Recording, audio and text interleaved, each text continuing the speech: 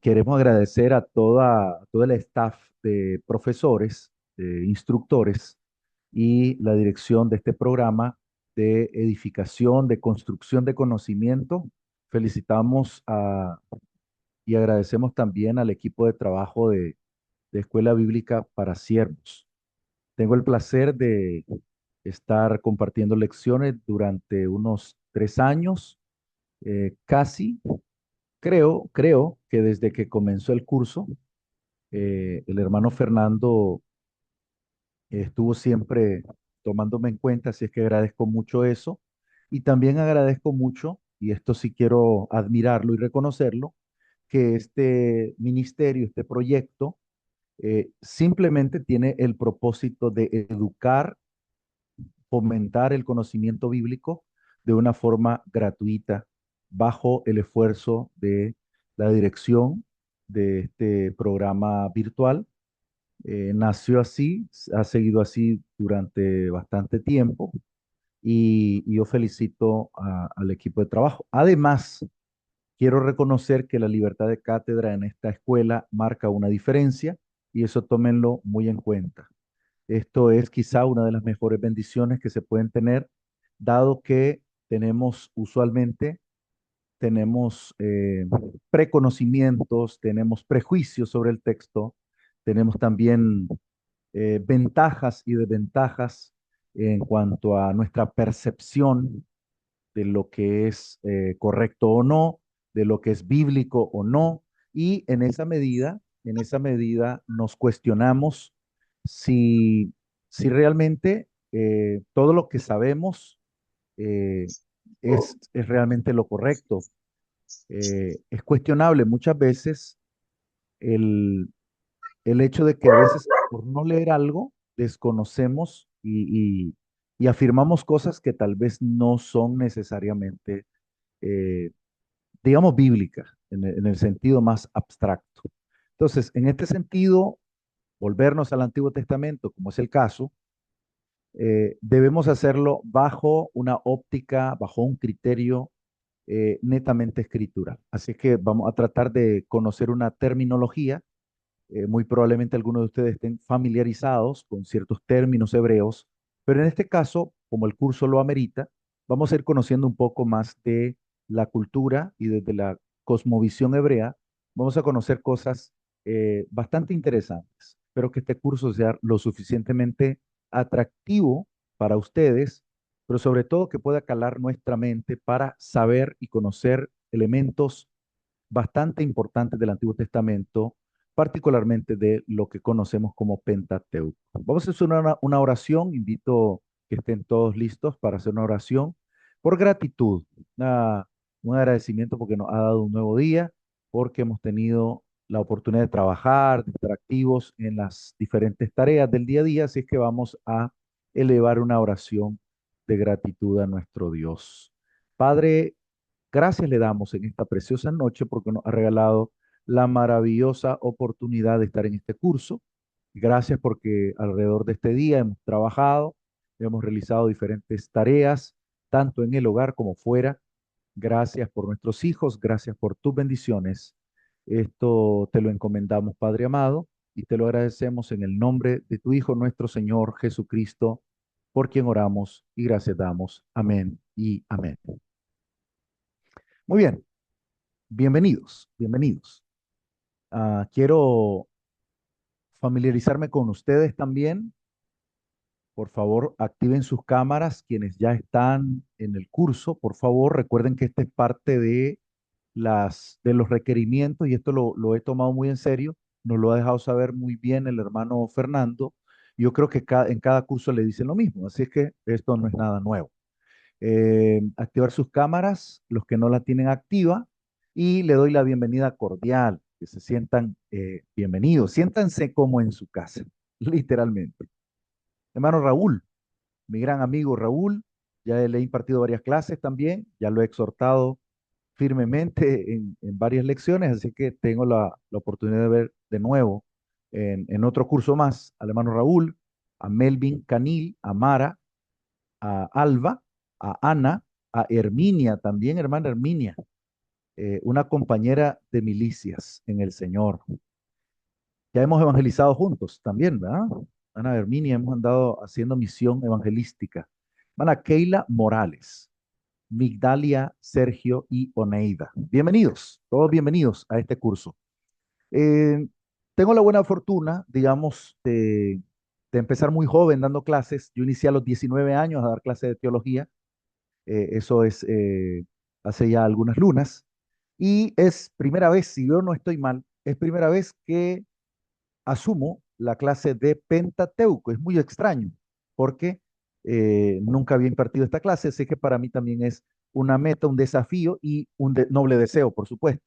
De hecho, el hermano Fernando nos daba algunas alternativas y yo elegí esta. La verdad es que sí la elegí, quería dar esta clase, así que espero que ustedes experimenten junto a mí este viaje atemporal, regresar el tiempo atrás y volver a las historias bíblicas más fundamentales, pero también permítanme, de cierta manera, entrar a esta clase sin prejuicios, tratemos de quitarnos prejuicios, tratemos de quitarnos fraseologías y vamos a adaptar también nuevos conocimientos si se precisa. Si es necesario reaprender algunas cosas, retomar algunas cosas y también generar inquietudes. Quiero que ustedes se inquieten. Es decir, quiero que ustedes, a mí no me interesa decirles cosas y que ustedes digan, wow, qué maravilloso, qué increíble. No es mi interés. Mi interés es que ustedes puedan recorrer la historia bíblica por sus propios medios. Es decir, que ustedes tengan el profundo interés de conocer ciertas cosas que les atrapen y cautiven la atención. Tengo un problema, que hay tantas cosas que quiero decir sobre estos cuatro primeros cinco libros de la Biblia que trataré de ir saltándome aspectos y señalar los que considero pueden ser algo totalmente nutritivo para nuestro conocimiento. He apartado una libreta solamente para preguntas. Es decir, que durante el curso ustedes pueden ir preguntando y cuestionando cosas, pero también reanalizando cosas y entonces yo voy a ir tomando nota de sus inquietudes para que ustedes también despierten su interés de investigadores, de investigadoras. ¿Qué otro elemento también quiero considerar? Que trataremos de hacer investigaciones y trabajos que nos permitan ir indagando, ir trabajando, ir desarrollando ideas, pero no suelo hacer exámenes, no evalúo con exámenes teorizados o memorizados, trato de ir viendo cómo se van desarrollando a lo largo del curso. Algunos estudiantes solamente van a ChatGPT o a Gemini o a un tipo de plataforma digital en la cual investigan eh, de una forma demasiado mecanizada. Pero, si ustedes investigan de forma dinámica, entonces ustedes se van a dar cuenta que el conocimiento es una belleza. Les pongo un ejemplo. Si ustedes se fijan en la actualidad, el conocimiento está tan fácil a la mano que hoy tiene éxito la persona que sabe dónde encontrar y dónde buscar, pero sobre todo el que sabe y menciona las cosas que otros buscarán. Oigan bien esto. El éxito no es que exista el conocimiento, sino que la persona que lo cita sabe que existe. Por ejemplo, cuando uno da la cátedra, una enseñanza, en una conferencia general, en el plenario solemos mencionar cosas y dar por defecto cualquier conocimiento que presabemos que el estudiante sabe o no. Si lo sabe, lo recordará. Si no lo sabe, lo descubrirá. Pero el éxito no está en ir a buscar el conocimiento que otra persona menciona, sino en investigarlo previamente, tratar de ir investigando con tiempo, sabiendo qué es lo que quiero saber, cómo lo quiero descubrir y las metodologías necesarias para hacerlo. Así es que, como les digo, mi propósito va a ser que ustedes descubran el investigador que llevan dentro, descubran qué quieren saber, si quieren desarrollarse, si quieren pulir su conocimiento, entonces ustedes van a ser totalmente bienvenidos. Así que entremos en materia y vamos a ver lo que presagiamos Vamos a ver si hay comentarios. Um, ok. Ya está grabando en la nube, ¿cierto? Estamos grabando en la nube, así que no hay problema. Muy bien, muy bien. Vamos a empezar con la materia de hoy. Quise dividir las dos palabras. Pentateuco. Pentateuco. El curso abarca un total de 5 obras literarias, 5 libros, que inician con el libro de Génesis, conocido por nosotros, hasta el libro de Deuteronomio. Ustedes ya saben que los primeros 5 libros son nominados Pentateuco. De eso estoy casi seguro que por lo general ustedes manejan esta palabra, pero vamos a estudiar su raíz. ¿Qué es Pentateuco? Pentateuco son dos palabras, son dos expresiones griegas y es una combinación que forma una estructura gramatical de dos palabras y es penta, que significa cinco, cinco, penta, cinco. Y teucos significa rollos. Entonces, Pentateuco significa 5 rollos, 5 libros, 5 estructuras literarias. ¿Por qué Pentateuco? Porque realmente no daba, no abarca un pergamino, un rollo no daba, no abarcaba literalmente el espacio de un solo libro. Entonces, no se podía hacer un solo libro con esta literatura. Se tenían que hacer 5 rollos. Por eso se dice que cada rollo, cada libro, por ejemplo, el Génesis o Éxodo o Número, cabía, literalmente, cabía en un rollo, en un teuco. Entonces, le voy a presentar un Tanaj literal. Un Tanaj, no sé si lo logran, no sé si tienen facilidad de ver la imagen. Noten el libro que aparece en pantalla es Tanaj. Nosotros conocemos la palabra Tanaj, pero con la palabra o la expresión Antiguo Testamento.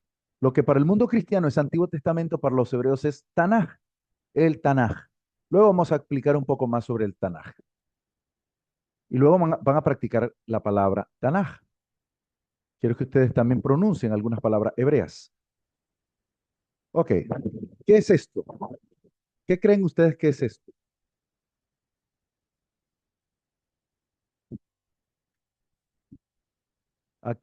Keila, active su audio.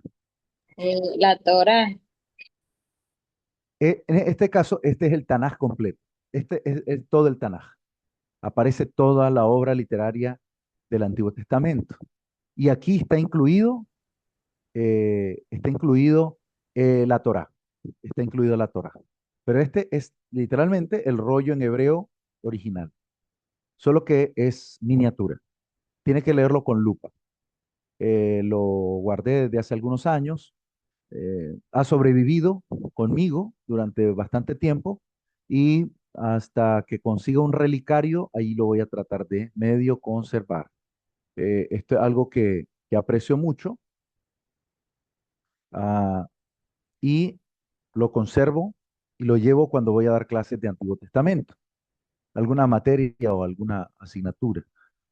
Ahora, quiero que ustedes imaginen volver el tiempo atrás hasta el tiempo de el origen, hasta el tiempo en el que los primeros, ah, digamos, los primeros habitantes de la Tierra, la primera civilización que pisa la Tierra, realmente es algo impresionante.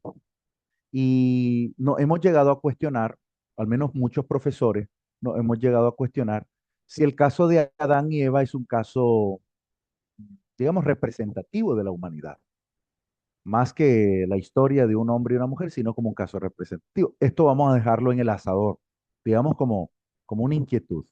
Vamos a empezar por ahí. Ahora, la palabra Pentateuco es una palabra griega que significa 5 rollos. Eso es algo interesante. Como Pentateuco es la palabra que nosotros identificamos una vez que conocemos el texto del Nuevo Testamento y el Antiguo Testamento traducido, óigase bien, el Antiguo Testamento se llega a conocer en la época del siglo primero únicamente a través de la versión griega llamada Septuaginta. La Septuaginta es una versión que surge en el siglo II antes de Cristo, y es una versión griega del Antiguo Testamento. Es decir, la obra hebrea de, del Tanaj pasa a ser traducido por 70 rabinos y entonces lo logran preparar, digamos, encuadrar, traducir al idioma griego.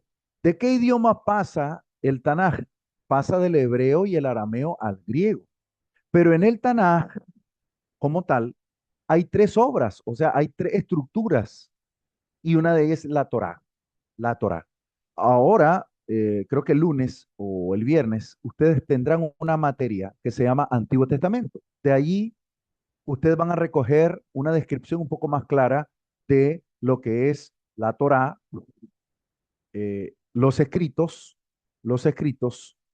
y los libros que son proféticos. Entonces, esos tres rollos o esos tres componentes son la estructura del Tanaj. El Tanaj se conoce así porque son otras tres palabras. Tanaj es la Torá, Nabiim y Ketubim. Torá, Nabiim, Ketubim. O sea, la ley, los profetas y los salmos, de lo que habla Jesús en San Lucas 24:44. Ahora, el Tanaj que contiene la Torá, nosotros esencialmente vamos a estudiar la Torá. ¿De acuerdo? Ustedes van a ser estudiantes de la Torá. Estudiar la Torá significa estudiar el Pentateuco, es lo mismo. Torá y Pentateuco es lo mismo. Torá y la ley de Moshe es lo mismo. Torá y los cinco primeros libros es lo mismo. Génesis a Deuteronomio es lo mismo que Pentateuco y Pentateuco es lo mismo que Torá. Entonces nosotros vamos a estudiar la Torá, ¿de acuerdo? La Torá. Ahora, ¿quiénes son los maestros de la Torá? Literalmente, los maestros de la Torá eran los profesores, los doctores de la ley. Y los doctores de la ley eran considerados rabinos. Ahora, en nuestro contexto, yo debería ser un rabino judío para poder enseñar la Torá. Debo serlo para poder instruir a los talmidines. ¿Quiénes son los talmidines? Los estudiantes. O sea, un talmidín es un estudiante. Sergio es un talmidín. Migdalia es una talmidín. Ana es talmidín. Herminia es talmidín. ¿Por qué? Porque es un estudiante. Es estudiante. Y un profesor de cultura hebrea, de Antiguo Testamento, evidentemente tiene que tener el rango de rabino, un profesor, un maestro. Entonces, en este contexto, cuando entramos al Antiguo Testamento, tenemos también que conocer su lenguaje y que los libros no se llamaban así en su origen. Por ejemplo, cuando uno lee Génesis 1:1, uno no lo lee como lo leemos en español. Nosotros lo traducimos a nuestro idioma, pero cuando un hebreo leía el texto, leía literalmente, Bereshit, bara, Elohim. O sea, en el principio creó Dios. Eso se leía en hebreo. Entonces, vamos a tratar de traducir a lo largo de este curso al menos un texto hebreo, ¿de acuerdo? Un texto, por lo menos uno. Vamos a aprender elementos básicos de hebreo. Eso es algo que me gustaría y a lo mejor alguna oración en hebreo. Si se la quieren aprender, bienvenido sea. Si no, es su problema. No están obligados tampoco. Sí. Entonces, el Pentateuco es una materia bastante interesante porque tiene un rico conocimiento de historia, de contexto histórico, y nos cambia un poco la forma de pensar nuestra cultura latinoamericana. Yo creo que todos son latinoamericanos, ¿cierto? Todos vivimos en Latinoamérica, mayormente en, sea alguien aquí de Sudamérica, pero compartimos mucho nuestras experiencias latinoamericanas. ¿Hay hermanos de fuera de Nicaragua? ¿Hay estudiantes del extranjero? ¿Quién es del extranjero? Oneida. ¿De dónde es usted, Oneida? Buenas noches, hermano Gerson de Guatemala. De Guatemala. Muy bien. Bienvenida. De ahí todos son nicaragüenses. Marroquín es guatemalteco. Sergio, ¿eres de Guatemala? Así es, hermano. Sí, soy de Guatemala. Ah, ok, ok. ¿Y Keila es de Nicaragua? Migdalia se mira como de Chinandega. No, de Managua. De Chinandega, Migdalia. Ok. ¿Y Keila? ¿Y Ana?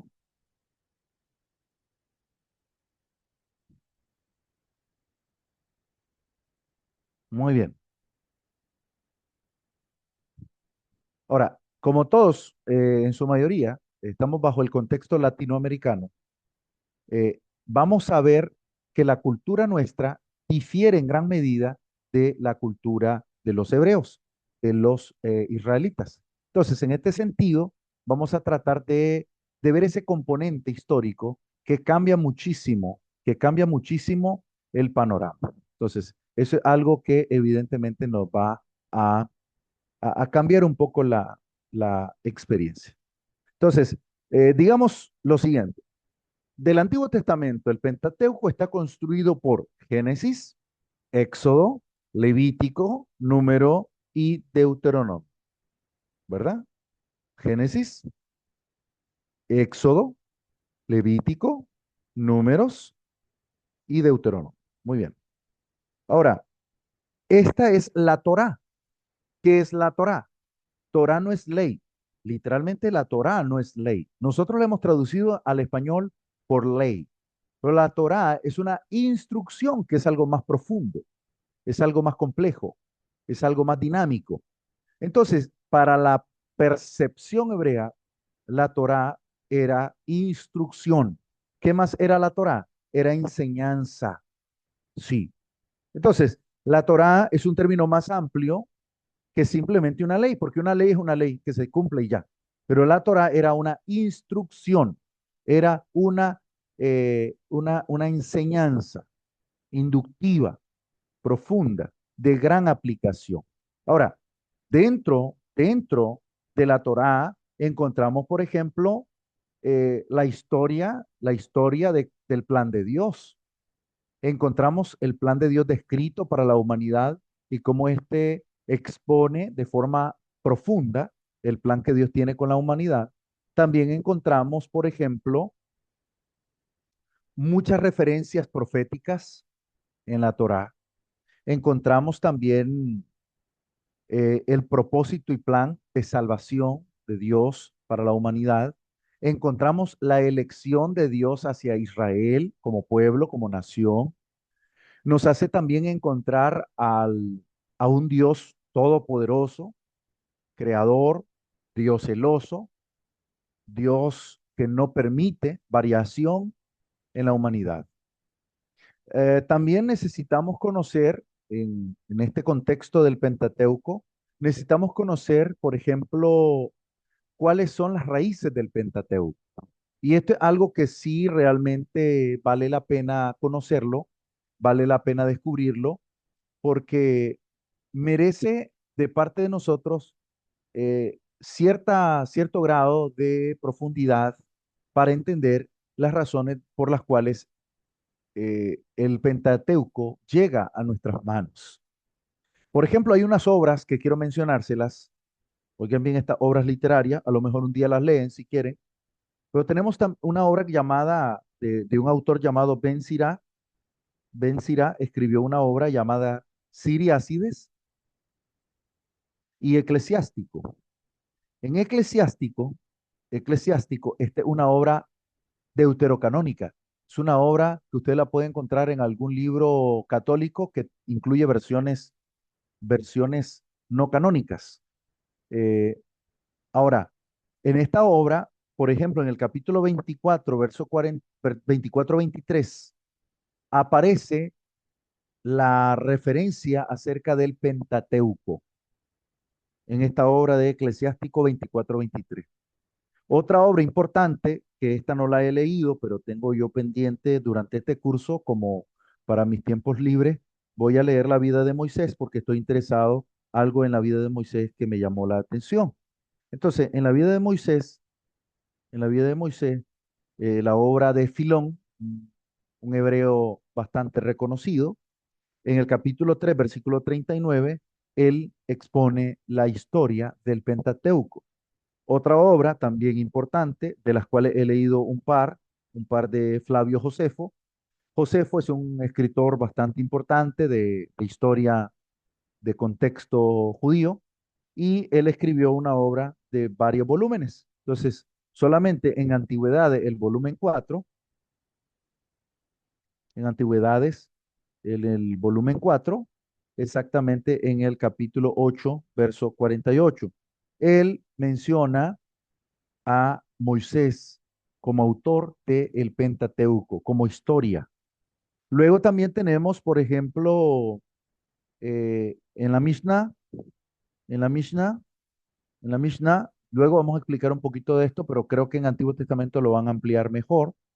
Entonces, la Mishnah, que es una obra literaria judía, que es como una especie de explicación del Antiguo Testamento, donde también hay algunas historias, digamos que ritos, culturas. Ahí se explica, por ejemplo, por qué el paralítico de Bethesda, nunca alcanzaba la sanidad. Y es que el volumen del agua, según la Mishnah, tenía que calibrarse a la hora que el ángel tocaba el agua. Eso aparece en la Mishnah. Entonces, hay mucha documentación antiguo testamentaria que se esclarece cuando nosotros profundizamos en ello.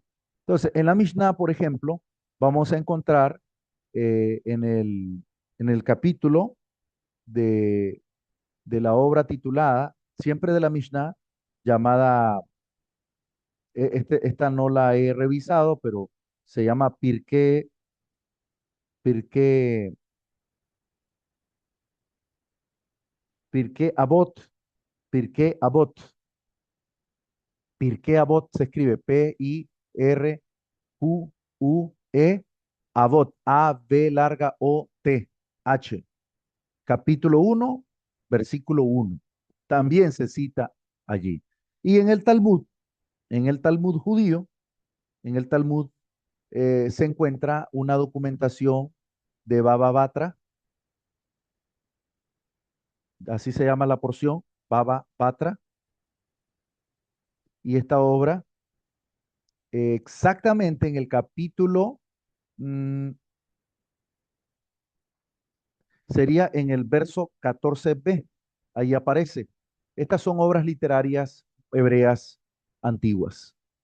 Luego vamos a encontrar muchas porciones donde se menciona que Moisés es el autor del Pentateuco. En infinidad de textos se supone que es Moisés el autor, pero tenemos un problemita, un leve problema.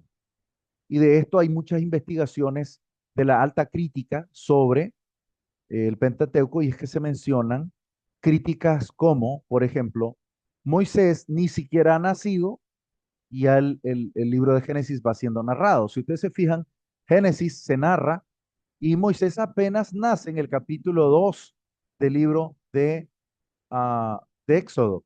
O sea que tiene que ser otro autor, número uno. Número dos, que hay alguien que narra la muerte de Moisés o de Moshe. ¿Quién narra la muerte de Moshe? Tiene que ser, evidentemente, un autor foráneo, externo. Algunos asocian a Josué como siguiente narrador.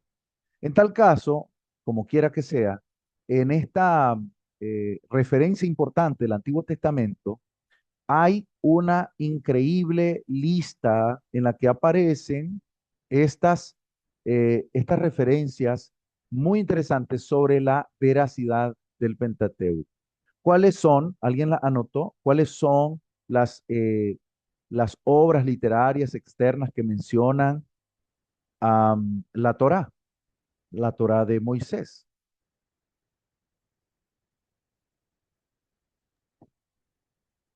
Em, Más o menos yo apunté, hermano Gerson, Siriadis, Eclesiástico, obra de, no apunté el autor, La vida de Moisés, obra de Filón, y Antigüedades, volumen 4, de Claudio Josefo, el De Mishnah, Flavio. Muy Flavio, bien. Flavio. Ay, gracias, gracias.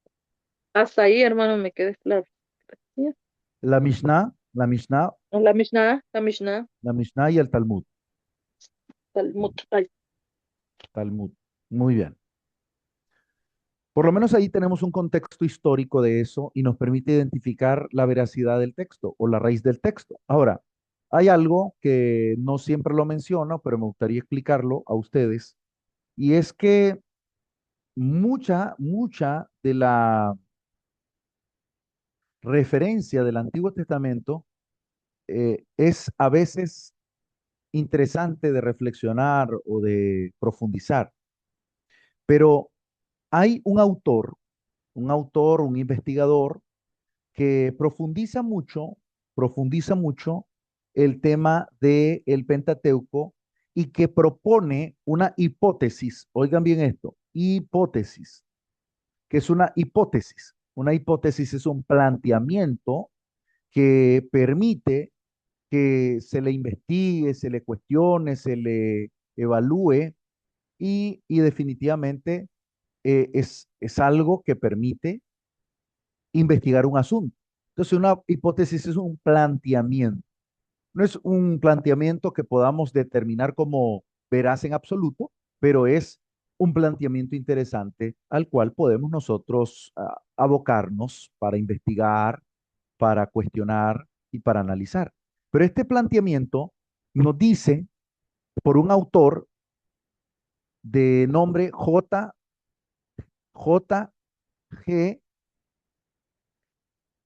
Eichhorn, Eichhorn, se escribe así, J. G. J. G. E. I. C. H. Eichhorn. Sería C. H. C. H. H. O. R. N. Este investigador propone en el año de 1780, él propone, siendo un profesor alemán bastante letrado, bastante profundo en sus investigaciones, plantea una hipótesis sobre el Pentateuco. Y según él, hay algunos documentos reveladores sobre el Pentateuco que nos permiten identificar al menos 4 tradiciones orales. Óigase bien, 4 tradiciones orales sobre el Pentateuco. Y estas 4 tradiciones son las siguientes. Se identifican con una letra, cada una. Les voy a mencionar la letra para que ustedes la vayan identificando. J, E, pueden ponerla en orden. Arriba la J, le encierran un círculo si quieren, o la marcan o la subrayan como quieran. J, E, E, la otra es la P, y la última es mm, la P, J, E, P. Bueno, la D, J, E, P, T. Pueden ponerlo J, E, D, P, como quieran, de cualquiera de las dos maneras. Pero yo voy a corregir aquí. J, E, D, P. Según el orden, esta investigación que lleva al profesor J. G. H. Él investiga que hay 4 tradiciones orales sobre el Pentateuco que plantean que la primera tradición, conocida como J, es la tradición ya vista, ya vista. No sé si ustedes han escuchado la palabra Yahvé, pero Yahvé, que se usa mucho en tradiciones católicas antiguas, está muy orientada a la tradición yavista. Y es por esa razón que ustedes van a encontrar que en el Antiguo Testamento hay momentos en los que a Dios se le llama Dios y a veces se le llama Jehová. A veces se le llama Jehová Dios. Y ahí entra la dicotomía, entra la discordia entre dos terminologías que no son compatibles, o sea, que no son necesariamente del mismo origen. Entonces, digamos que en estas corrientes, lo que se plantea es que son dos tradiciones que se van a ir uniendo a lo largo de la literatura de la Torá o del Pentateuco. Esta, este planteamiento propone que la hipótesis de la tradición yavista, estas son tradiciones, ¿va? Cuatro tradiciones. La primera tradición, que es la yavista, surge a partir del año 850 antes de Cristo. Es decir, que una doctrina antigua, una doctrina muy vieja, que esto prácticamente sería poco después del rey David, poco después del rey David. Es el planteamiento yavista. El planteamiento Hermano, deuteronomista, deuteronomista. Discúlpeme, ¿me puede perdone, volver a dar el dato de la fecha? sí, sí. La fecha es de la, eh, de la tradición yavista, año 850 antes de Cristo. Esa es la propuesta sobre la tradición yavista. A mí me gusta mucho y les voy a explicar por qué me parece interesante estudiar esto. Lo vamos a explicar con un texto real. No, no lo voy a decir al aire, lo voy a decir con un texto.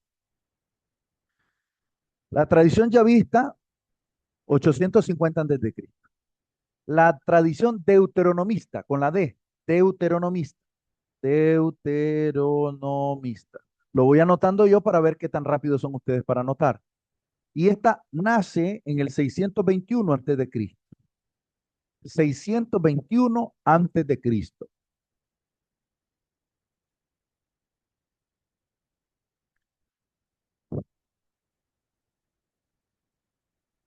Yo creo que me salté la E, ¿verdad? Me salté la E.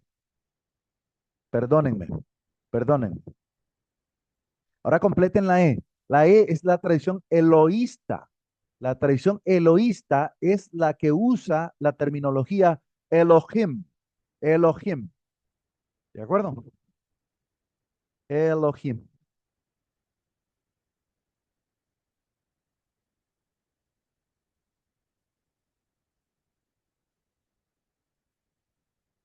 Muy bien. Muy bien.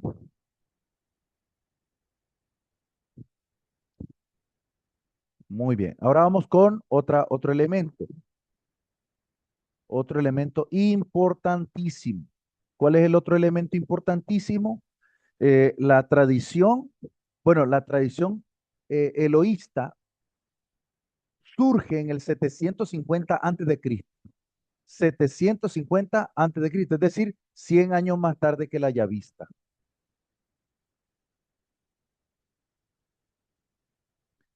Muy bien. Tenemos la eloísta, 750 antes de Cristo. ¿Cuál nos falta? La P, la P, la P. ¿Qué sería en este caso la referencia representativa de la sacerdotal? Sacerdotal. Recuerden que P se refiere a presbuteroi, que es una referencia a los sacerdotes. En este caso sería sacerdotal o sacerdotista, como ustedes quieran. Sacerdotal. Esta surge en el año 500 o 450 antes de Cristo.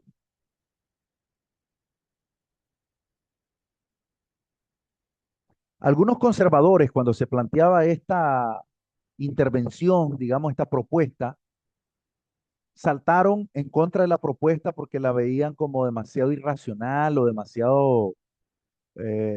demasiado agitadora, cuestionadora, pero yo les quiero confiar que a mí me parece muy interesante porque siempre tuve esta inquietud.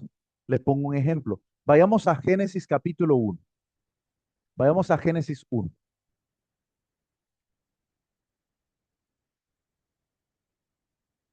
Ustedes van a encontrar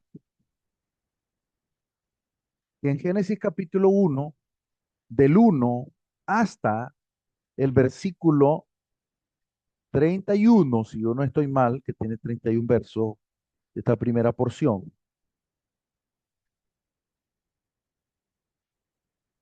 sí, 31 versos, ustedes van a encontrar que toda la porción, desde el capítulo 1, versículo 1 en adelante, cuando dice Génesis 1:1, en el principio creó Dios los cielos y la tierra, y comienza a dar una descripción clara de la creación, cómo fue dada la creación, cómo fue expuesta la creación, desde los astros, desde lo terrenal, desde lo universal hasta lo local, de lo universal a lo local.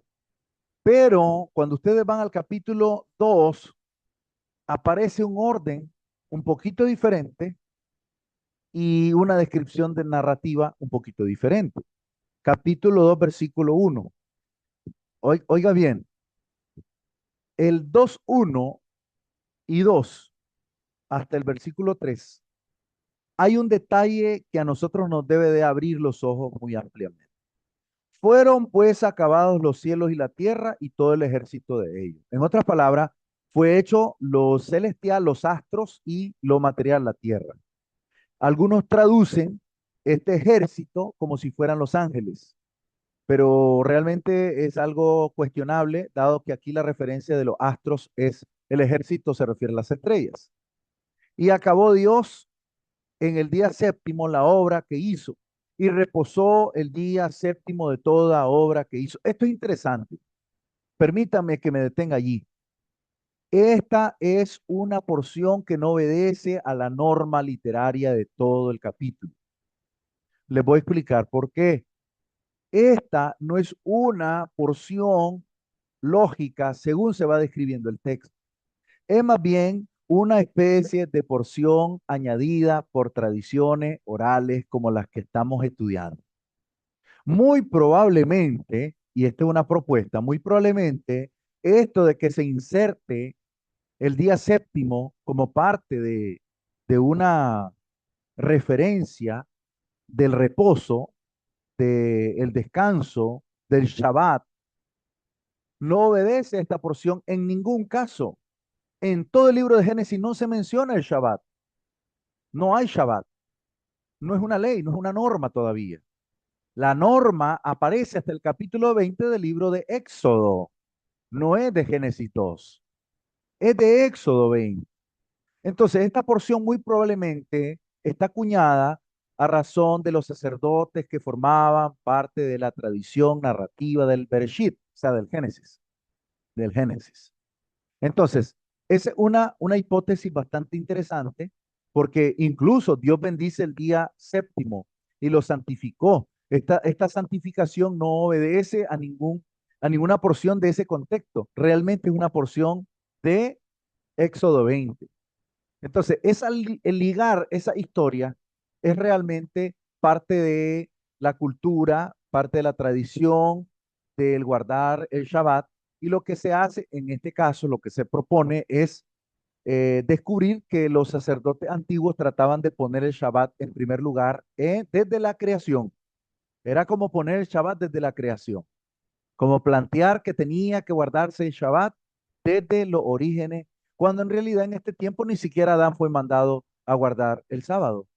Si ustedes se fijan, en Adán no hay, en la cultura adánica, en la cultura de los patriarcas, no hay una visión del Shabbat, no existe. Es decir, no hay un profundo interés. De hecho, el Shabbat surge únicamente para aquellos que salen de Egipto, que son los israelitas.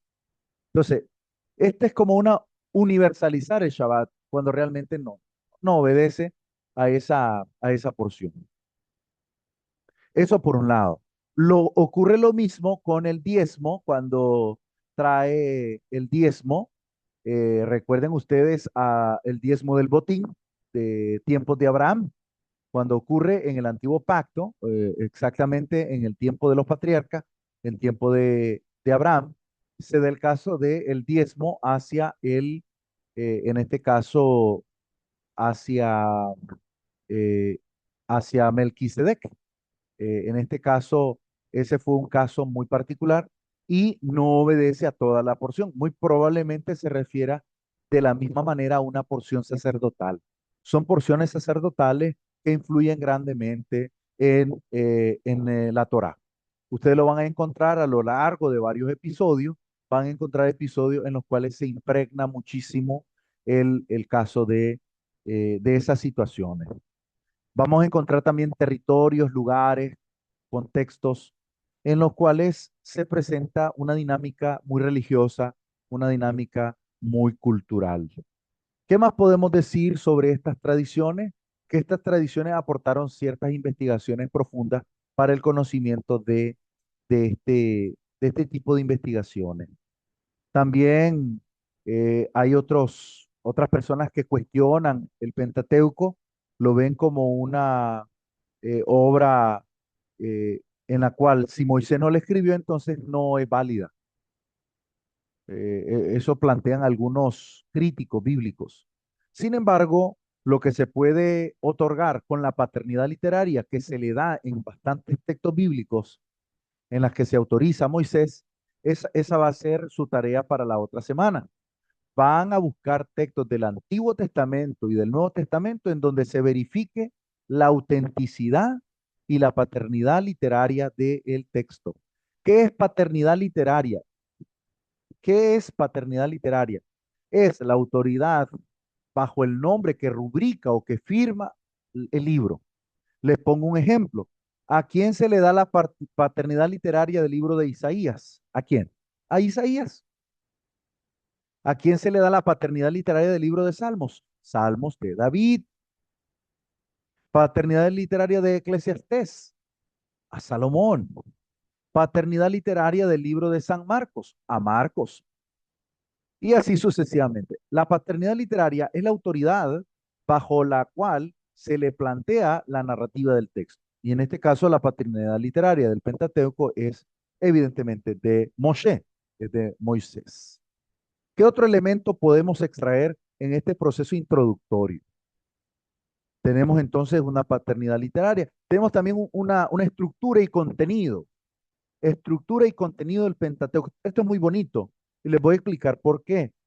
Porque a pesar de que el Pentateuco es una obra amplia y profunda en el corazón hebreo, hablar del Pentateuco es hablar de lo más grande para un judío.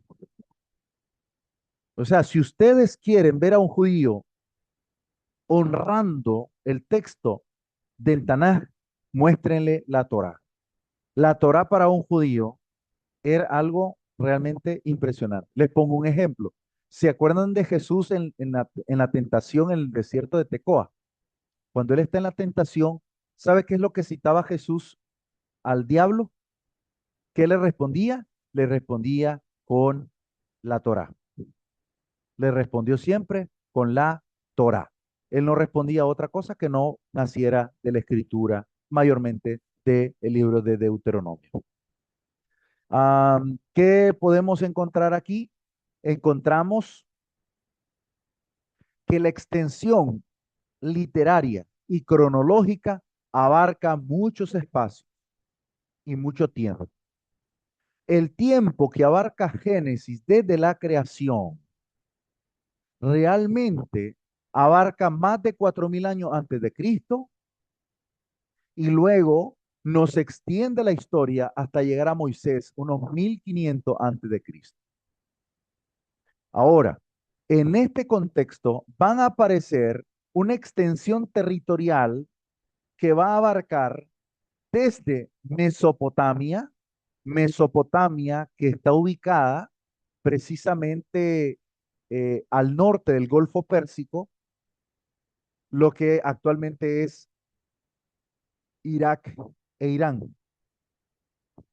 Ustedes saben que actualmente Irán está en discordia, ¿verdad? Está en guerra contra Estados Unidos. Entonces, Irán obedece a Persia. Y si ustedes quieren conocer un poco cómo era el contexto de Irán, entonces usted tiene que leer el libro de Esther. Usted tiene que leer el libro de Esther. En el libro de Esther aparece el rey Jerjes, un rey persa, un rey iraní antiguo. Irán es el nombre actual, pero antes era Persia. Y Babilonia es la antigua o es la actual Irak, Irak, cuya capital es Bagdad.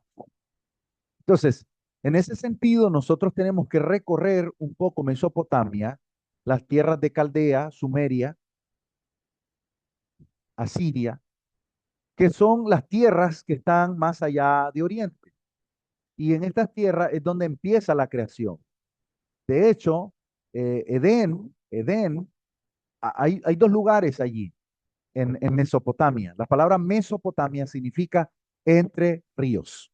Mesopotamia se refiere a un lugar que está lleno de ríos que aparecen descritos en Génesis 2:9 y 10, 2:10, 11 y 12. Entonces, ahí aparecen ríos claramente marcados, como es el río Idequel, es el río Tigris, y el río Éufrates, que es el río donde se detiene, donde cruzan los judíos para poder llegar hasta Babilonia. Recuerden, recuerden que, por ejemplo, en textos como en Josué, donde dice, Josué 24:15, un texto muy famoso, donde dice, este, eh, escogeos hoy a quién van a servir, si a vuestros dioses, los que adoraron vuestros padres al otro lado del río, o adoramos a Dios, pero yo y mi casa serviremos a el Señor, a Hashem, a Hashem. Entonces, cuando él dice al otro lado del río, se está refiriendo a los ríos Éufrates y Tigres, que son los que dividen la región donde estaba Caldea, porque el pueblo, la nación Caldea, realmente nace, los caldeos nacen en el corazón de Oriente, más allá de los ríos Éufrates y Tigris, y allí estaba la tierra de Ur, de donde procede el papá de Abraham, el papá de Abraham que se llama Taré, y es a quien Dios llamó primero. No sé si ustedes se han preguntado alguna vez a quién llamó Dios primero, y siempre cuando uno investiga, uno cree que Abraham fue el primero que salió de Ur de los Caldeos para encontrarse con la tierra prometida, pero no. Históricamente, el texto nos dice que el primero en ser llamado fue Taré, su padre.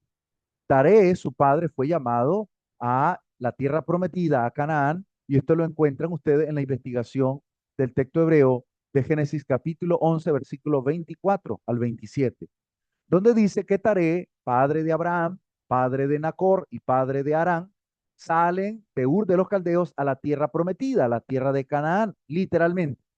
Pero en el camino muere el hermano de Abraham y de Nacor, llamado Harán, y entonces el papá lamenta mucho, o sea, Taré se queda llorando y lamentando a su hijo, y le ponen al nombre de ese lugar Harán, Harán, en honor a su hijo.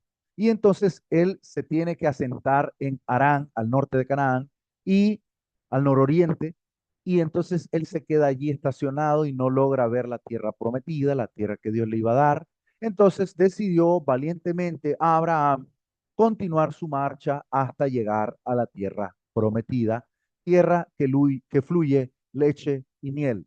¿Por qué fluye leche y miel? Sencillo, porque estaba lleno de cabras monteses y también estaba lleno de panales de miel, panales, y habían muchas abejas. Entonces ese lugar tenía gran cantidad de miel, de panales de miel, y también gran cantidad de cabras, de donde fluía la leche, y de ahí ellos se lograban nutrir, se lograban saciar, y era un lugar muy próspero, realmente era un valle con montañas, riberas y ríos, muy grato. Sí tenía espacios también rocosos, tenía espacios también secos, pero lo supieron manejar. Fue algo que los caldeos de la tierra donde sale Abraham bajo esta promesa, y cumple realmente lo que su padre no pudo cumplir hasta llegar a la tierra prometida. Luego tenemos aspectos, por ejemplo, como la vida de los patriarcas, que es esencial en la cultura judía, es el corazón de los judíos, es la esencia de los judíos, y Abraham es el corazón de la fe. Realmente Abraham es el corazón de la fe. Luego tenemos aspectos como ah, el tema de la provisión, el cuidado que tiene Dios con Israel en el desierto, es quizá la corona más grande, la descripción más grande del poder de Dios para un pueblo. Dios elige un pueblo y lo cuida a sangre y fuego, a sangre y fuego. Entonces, allí ustedes van a encontrar en el Pentateuco grandes lecciones, grandes enseñanzas, grandes expresiones que son realmente exquisitas. Es una literatura de fe, una literatura de compasión de Dios, de misericordia de Dios, pero también una literatura reveladora.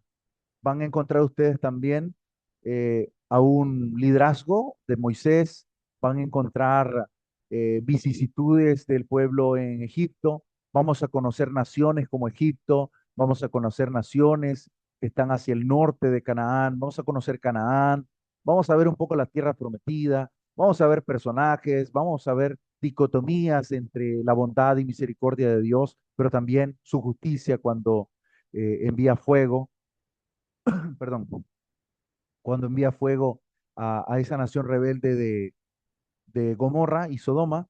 Entonces allí vemos estos aspectos que son bastante reveladores. Entonces tenemos 5 palabras: Génesis, Éxodo, Levítico, Número y Deuteronomio. Vamos a ir y con esto vamos a cerrar con 5 palabras hebreas a conocer. Esta dinámica se va a llamar Conociendo 5 palabras hebreas. ¿Cuáles son estas palabras que vamos a conocer, que vamos a descubrir, que vamos a recordar? Estas palabras son las siguientes. Número 1, Bereshit, Génesis. Esto lo pueden investigar y ustedes se lo van recordando esta semana. Lo ponen en el refrigerador, frente a la cocina, lo ponen frente a la puerta, lo ponen en la frente del esposo, para que ustedes se acuerden de esta palabra. Se lo ponen allí en el cabello de los niños, para que vayan a la escuela y que ellos repitan esa palabra. Entonces sería la palabra Bereshit, Bereshit, que significa Génesis. Bereshit, Bereshit, Génesis. Bereshit, Éxodo.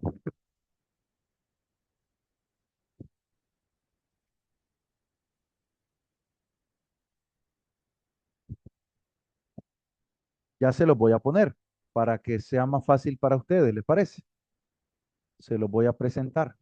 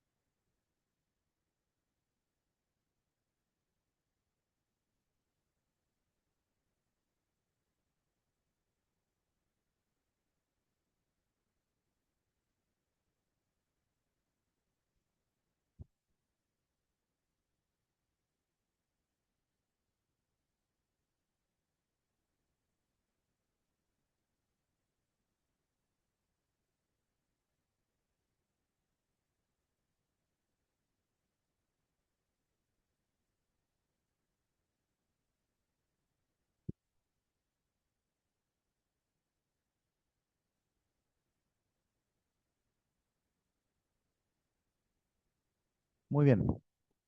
Estoy tratando de postearle una imagen allí para que se les haga un poquito, tal vez no tanto, pero un poquito más fácil.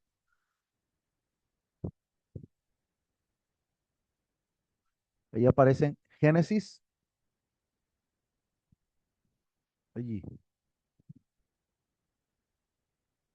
Génesis, Génesis.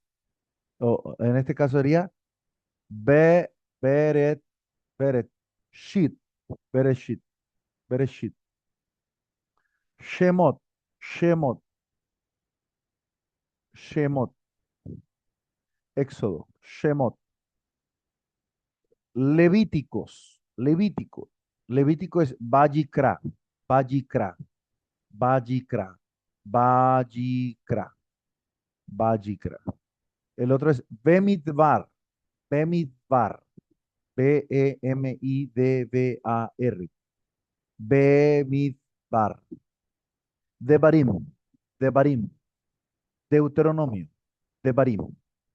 Ahora, esto es interesante porque en el griego no aparece tan claramente lo que en hebreo sí aparece. Dice, oiga bien, Bereshit, Bereshit. ¿Sabe qué significa Bereshit? En principio, principio. Eso significa el principio. En otras palabras, es la primera expresión que aparece en Génesis 1:1. En el principio creó Dios los cielos. Cada una de estas expresiones es la primera expresión que aparece en el texto. En el texto. Ustedes van a encontrar, por ejemplo, Shemot, Shemot, la palabra Shemot viene de la palabra hebrea Shema, Shema, que es nombre. Estos son los nombres. Shemot significa estos son los nombres. Es la primera lectura de Éxodo 1:1.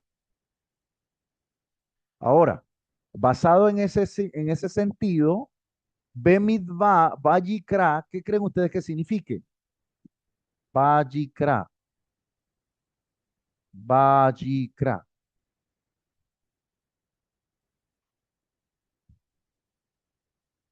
Basado en las experiencias anteriores, Vayikra,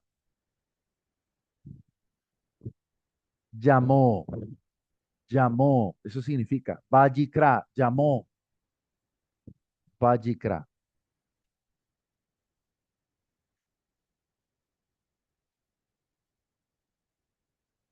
Y Bemidbar, Bemidbar es lo que dice Números 1:1.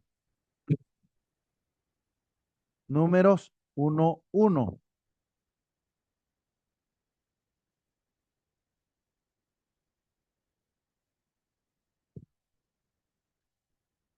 Bemidbar significa en el desierto, en el desierto. Para poder leer número 1:1 sería Vayikra, Yahweh, Elohim, Moshe, Bemidbar. Sería, habló Jehová a Moisés en el desierto. Bemidbar significa en el desierto. ¿Estamos de acuerdo? De Bemidbar es en el desierto. Y Devarim, evidentemente, basado en las experiencias anteriores, significa palabras, palabras, palabras. Devarim, palabras. Entonces, tenemos 5 palabras aquí bien bonitas que son Bereshit, Shemot, Vayikra, Bemidbar, Devarim. La otra semana, estas palabras ustedes las tienen que tener claramente. Porque si yo les digo Devarim, capítulo 5, versículo 12, ustedes ya tienen que saber qué libro es. Si yo les digo Bereshit, capítulo 2, versículo 2, ya tienen que saberlo. ¿Estamos de acuerdo? Solo es practicarlo. Bereshit, Shemot, Vayikra, Bemidbar, Devarim. Preguntas y comentarios. Con esto cerramos. Perdónenlo poco. Queríamos decir más, pero el tiempo se nos va.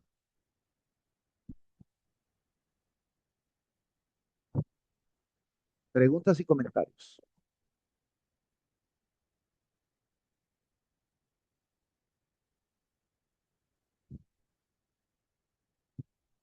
Digan algo, por favor.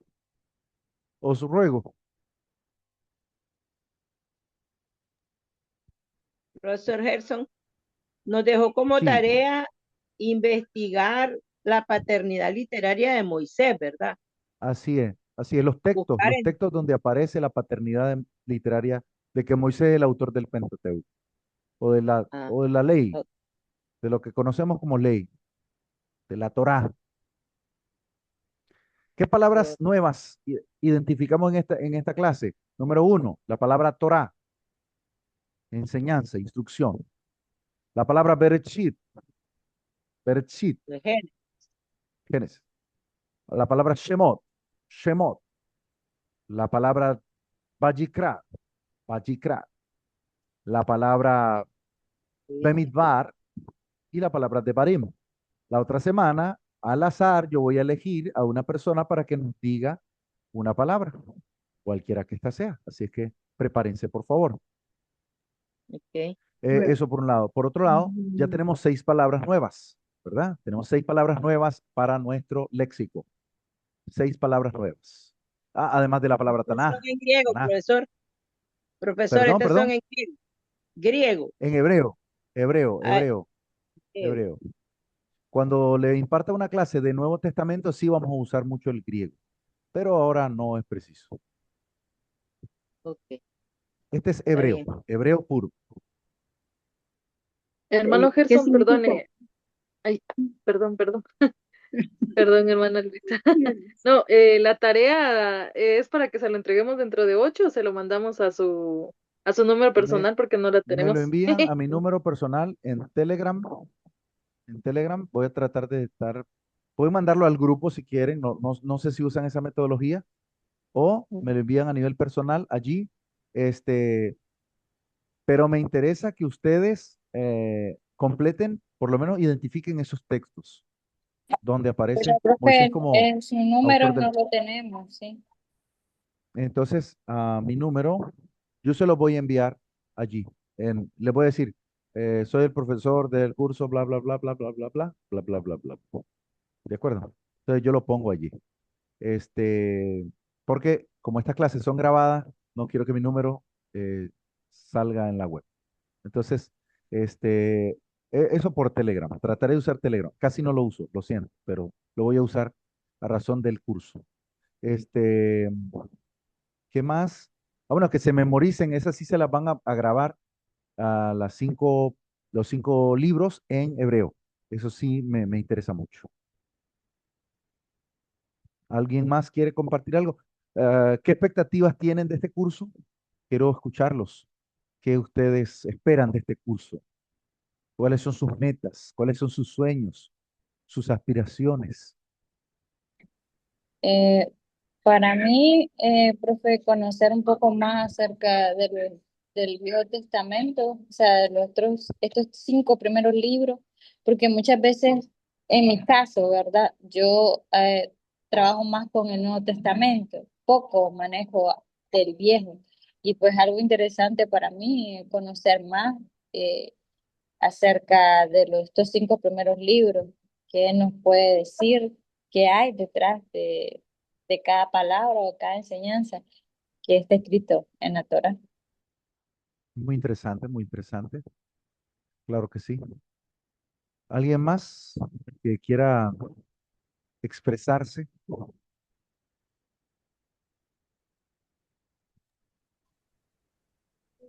Aprender más, en mi caso, yo es primera vez que escucho una clase así de lo que es el Pentateuco y especialmente las palabras así en En hebreo. hebreo. Y de eso, ajá. ¿Pero le gusta o no le gusta? Ah, claro que sí, porque me gustó porque sí, a veces uno cuando ya conoce los orígenes de las palabras ya entiende mejor a los textos. Eso sí, muy cierto. Trataré de ir explicando cada cosa como de cero, literalmente, porque a veces uno da por sentado ciertas expresiones y a veces hay que explicarlas, hay que aclararlas. Entonces, cuando me ocurra de que yo dé por sentado algo, como que cite algo y que pareciera que todos, por ejemplo, como dice, cuando usamos, por ejemplo, el Shema, Shema, pareciera que, o uno cree que ya todos lo saben, que es el Shema. O por ejemplo, cuando uno menciona la Shekinah del Eterno. Entonces, pareciera que es algo que ya se sabe, pero realmente necesitamos explicarla de cero. Como que, como que vamos del ABC. porque esta es una clase introductoria, entonces merece la pena que el profesor dé los fundamentos, los fundamentos. Entonces, para mí, como les digo, es un desafío bastante importante y me gusta mucho porque me permite explicar de cero, cosas como estas.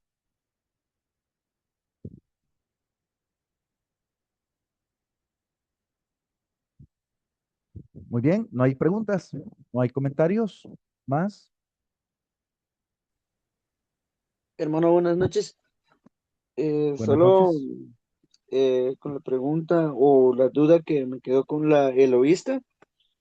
Dijo dos fechas, pero el año 650 o el año 750 con la En este Eloísta. caso, si yo no estoy mal, la eloísta tendría que ser la de 750. 750. La eloísta obedece Ajá. al 750. Y la Ya. 650, mm, la 650 tendría que ser mm, la, la, la, Deuteromista tengo yo, hermano Gerson, de 621 por ahí. 621, sí. Y Ujú, ah, soy 621 correcto, de correcto, deuteronomista. correcto. Deuteronomista. La de Deuteronomista es 600, Sí, 621, sí. correcto, correcto. Entonces quiere decir que en ningún caso, no, estaba fuera 650. por 30 y 39 años. Ah, no, por 29. Entonces sería la deuteronomista. Perfecto. Muchas gracias, Así hermano. es. Claro que sí, claro que sí. Gracias a la compañera. Yo me estaba Gracias, haciendo el hermano Gerson. congelado para que, yo me estaba congelando. Y voy a hacer como que se me congela la pantalla para no responder difícil. No, muchas gracias, hermano Gerson, Si la pregunta está por difícil, su entonces yo, opinión. Eh, si se me pone difícil la pregunta, ya saben cuál es mi estrategia. Me congelo.